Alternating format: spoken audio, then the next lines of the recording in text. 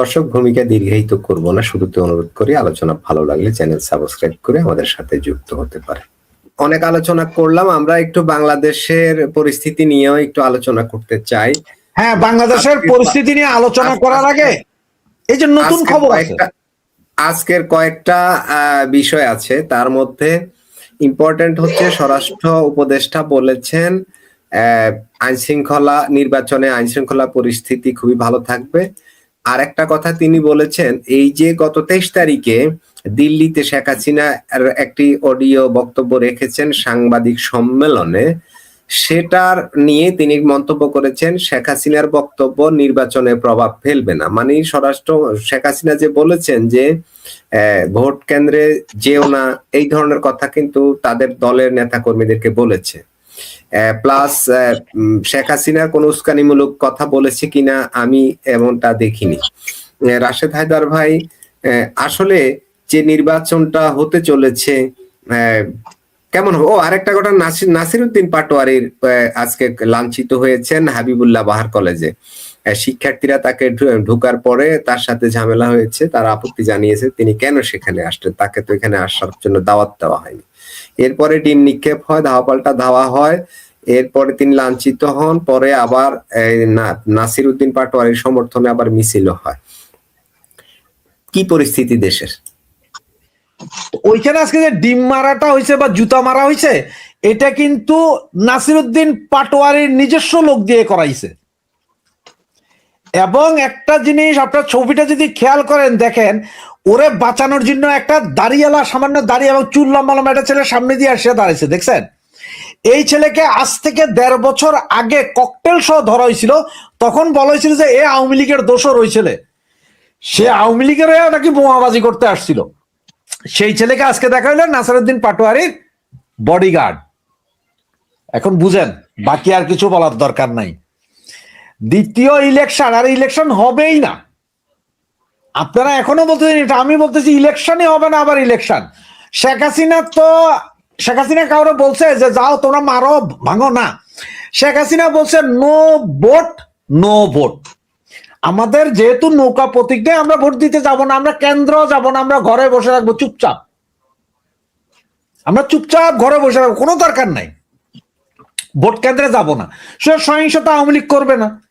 আবার সহিংসতা হবে বলে এই পররাষ্ট্রমন্ত্রী 2 দিন আগে বলছে যে যত অকারেন্স হবে সব এই আওয়ামী লীগের দোষ। আরে পাম্পার স্বরাষ্ট্রমন্ত্রী তিনি আজকে বলতেছেন যে কোনো সহিংসতা হবে না। উনি তো ভাই পীর সাহেব। কয়দিন আগে উনি কি বলছে বুঝেন নাই? যে অবৈধ অস্ত্র যেগুলা থানা থেকে লুট হয়েছে, ইয়ে থেকে লুট হয়েছে, এগুলো ইলেকশনের দিন ব্যবহার হবে না। উনি পীর সাহেব, উনি জানেন, কারণ ইলেকশন হইলে না ব্যবহার হবে। এগুলো তো ব্যবহার হবে ইলেকশনের আগে, এই যে আগামী আর 2-4-5 দিনের ভিতরে ব্যাপক ব্যবহার হবে। যার কারণে এই মুহূর্তে হসপিটালকে রেড ফ্ল্যাগ দিয়ে রাখছে, হসপিটাল প্রস্তুত থাকো, কারণ হচ্ছে মরবে মুহু, তোমাদের ভর্তি করানো হবে। আপনার একটা ছবি দিছে, এই ছবিটা একটু দেখেন। আমাদের জামাত ইসলামের আমির এই যে কি বলছে, ক্ষমতায় এলে কেরু এন্ড কোং সহ সব কারখানা জীবন্ত করা হবে। কেরু এন্ড কোংটা কি ভাই জান? কেরু কোম্পানিতে কি বানায়? বাংলাদেশের সবচেয়ে সস্তা মদ হচ্ছে যে কেরু।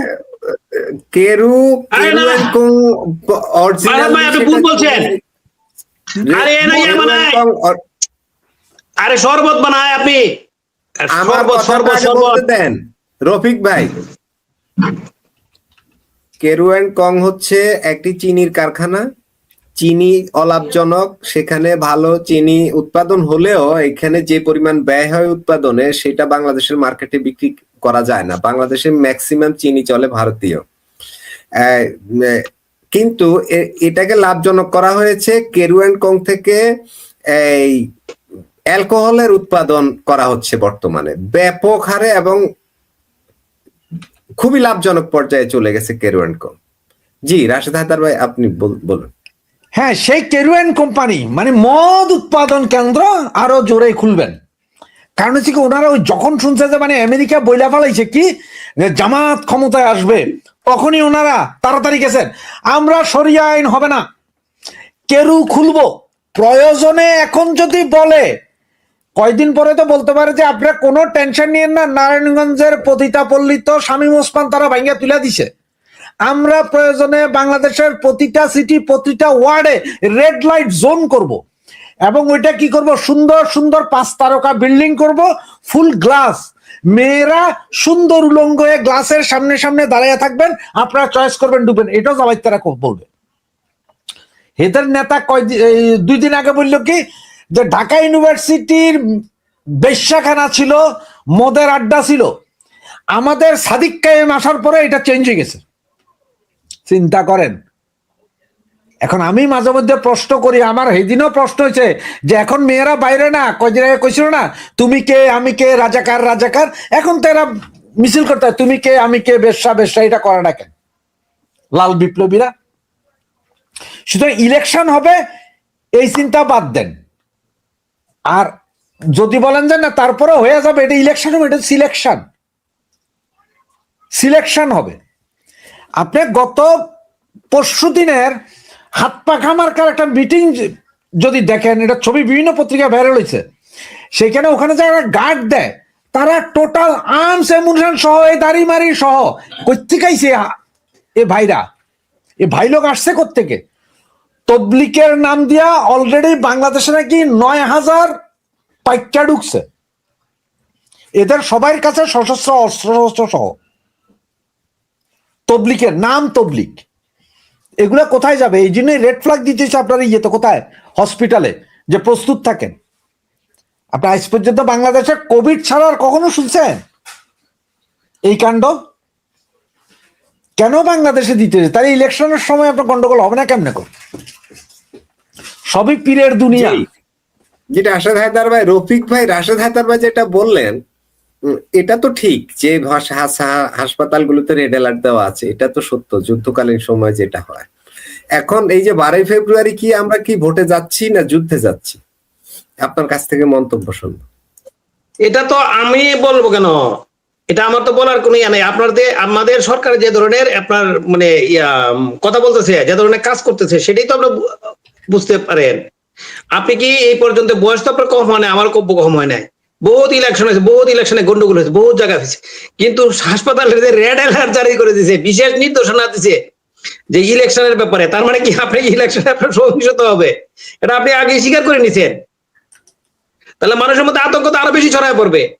যখন এর যেহেতু আগে কোনোদিনই ইলেকশনের সময় এরকম অ্যালার্ট জারি করা হয় নাই হাসপাতালে, এখন যেহেতু ওই যে আপনার এই হাসপাতালে অ্যালার্ট জারি করে কখন হয়? যে সময় দেশে যুদ্ধাবস্থা বিরাজ করে, যেসব দেশে যুদ্ধাবস্থা বিরাজ করে, অথবা আপনি যদি আপনার দেশে প্রাকৃতিক দুর্যোগ হয়, সেই সময় আপনি এই সব অ্যালার্ট জারি করে।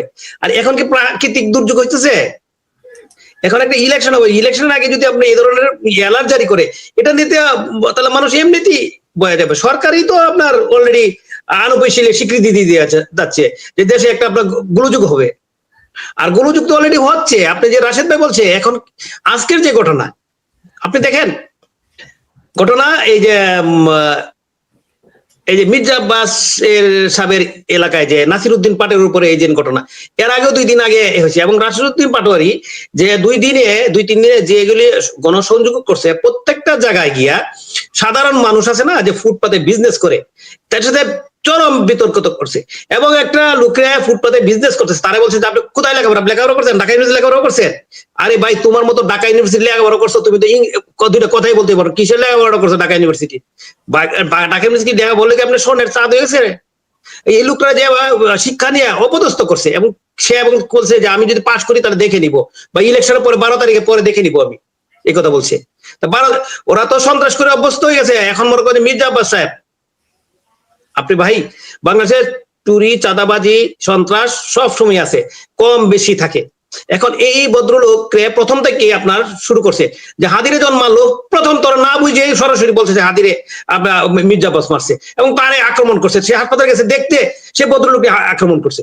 এখন ওইখান থেকে শুরু হয়েছে।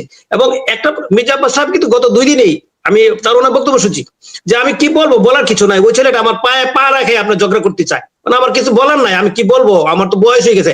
আসলে সত্যি কথা, মির্জা আব্বাস সাহেবের বয়স তো ধরো অনেক বয়স, মানে ইচ্ছা যদি উনি যদি এই ছেলে মির্জা আব্বাসের নাতির বয়সেরই ছেলে নাসির উদ্দিন পাটোয়ারি, কারণ এখন যদি মির্জা আব্বাস সাহেব যদি ওর বিরুদ্ধে কিছু বলে তাহলে ওনার মানিজ্য যাবে না। মির্জা আব্বাস ও চাচ্ছে মির্জা আব্বাস সাহেব কিছু করুক বা মির্জা আব্বাস সাহেব কিছু বলুক ওর বিরুদ্ধে, যাতে ওর একটু ইয়া বাড়ে। যে হাদিরে কেউ চিনতো না, কিন্তু হাদিরে কেউ চিনতো না, ওই হাদিরে কারা মারছে কি করছে কোনো ইয়া না করে মির্জা আব্বাসের উপর চাপায় দিছে, চাপায় দেখে বিশাল গন্ডগোল। পরে কি করছে মির্জা আব্বাস সাহেব তার লোকরা একটু ইয়া হলো, খেপলো, পরে বললো যে না আওয়ামী লীগের লোকরা মারছে, পরে বললো যে ভারত মারেছে, ভারত গেছে। আর এইসব পাগল সব।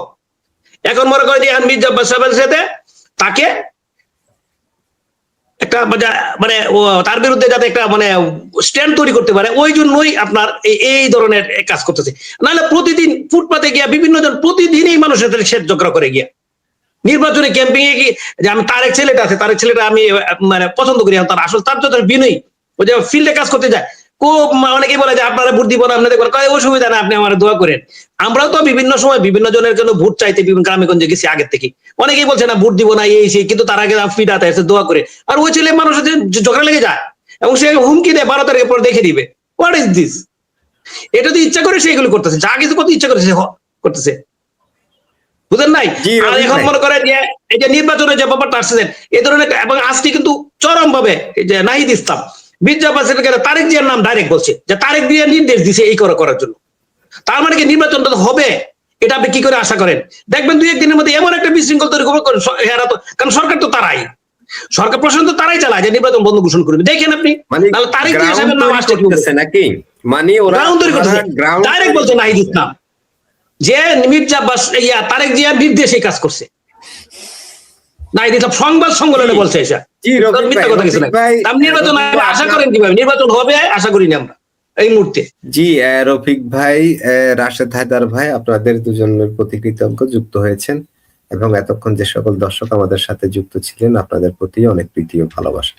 দর্শক নিয়মিত যারা আমাদের লাইভ দেখেন, চ্যানেল সাবস্ক্রাইব করার অনুরোধ থাকলো, লাইক কমেন্ট শেয়ার করে সহযোগিতা করবেন।